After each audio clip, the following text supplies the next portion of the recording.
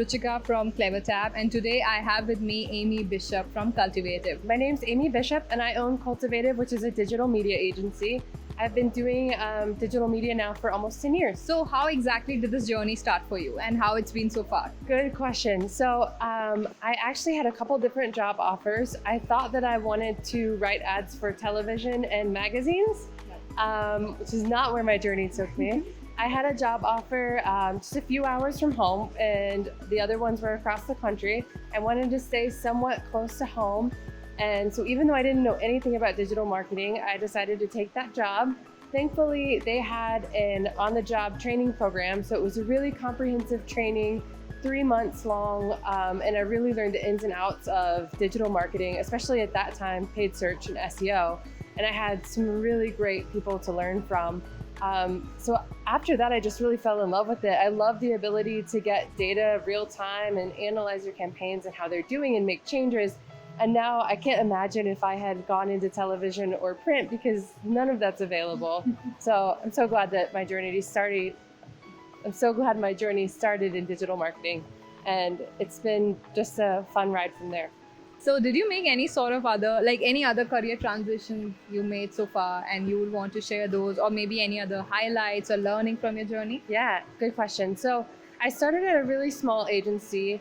After I worked my way up the ladder there, I had decided that I wanted to try some bigger challenges and make sure that I was continuing to learn. So I went to a much larger agency, worked with some really big clients, and I really enjoyed it. I missed the flexibility and agility of working for a small agency though. So I went back to a small agency, really enjoyed that. And then I decided that the only thing that I really hadn't done was worked in-house in a company. So then from there, I became the director of digital marketing and MarTech at a healthcare IT company. And after that, I decided that it was time to do my own thing. So that's how I started Cultivative. So, being in this tech industry, you're handling Cultivative all on your own, heading. So, how do you ensure that you stay ahead of the marketing curve? How do you ensure that you're always updated about the technology as the marketing landscape keeps changing every day? How do you do that? Good question. So the landscape changes constantly. So I'm constantly reading blogs. I really like Search Engine Journal and Search Engine Land, especially. There are a ton of great digital marketing blogs. I also like to stay up to date with MarTech Today. And I go to a lot of webinars, and I also attend a lot of events. And it's not just the content, but it's also the networking piece and having conversations with people about what they're doing and how they're doing things, and listening to sessions and learning from other people is really, really valuable. So I highly encourage anybody that's getting into digital marketing to make sure that you're just always kind of keeping yourself up to date with what's going on in your area.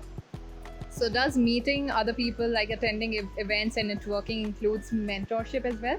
Absolutely. So it all starts with networking. Going to events, I think, is really valuable for all the reasons that I just mentioned, but then also networking and building up your contact list and learning from other people, but then keeping in touch with those people to learn from them over time. I have so many contacts in my network that I never would have met in person if it hadn't been for events. And we stay in touch and we talk frequently. And if I ever have a question or I want to bounce an idea off somebody, it usually comes from those people. I came from a really small town where nobody else there does what I do. So if I didn't go to events and get out and network with people, I wouldn't know anybody in person that kind of did those things. And so starting with building that network, and then finding people that you can learn from, and finding people that are willing to and excited to share information with you, and then building that relationship can be really valuable. I've been really fortunate to have a lot of mentors throughout my career, both in the companies that I worked for, but also externally that I met at conferences. And I can't say enough about how important that is to your career. So I'm going to end this by asking you if you have any thoughts or any tips that you would want to share with your fellow marketing leaders, or maybe next generation marketing leaders. Mm-hmm. So we've talked a lot about networking and making sure that you're staying up to date with what's changing in the industry. The third thing that I think is really important is also finding your voice. So once you feel comfortable and confident in sharing what you've learned, start blogging, even if it's on your own blog. Reach out to people that host webinars and see if you could join as one of the panelists. And there are a lot of people that are putting out really great content, and they're always looking for other people to participate. So once you feel comfortable start sharing your information too. And that's going to be a great way for other people in the space to see you and recognize you and start to come to you for advice. And then before you know it, you'll be a mentor too. So basically sharing your knowledge. Absolutely. That's a really cool tip. Thank you so much for contributing, Amy. It was lovely catching up with you. Thank you. You too. Thank you.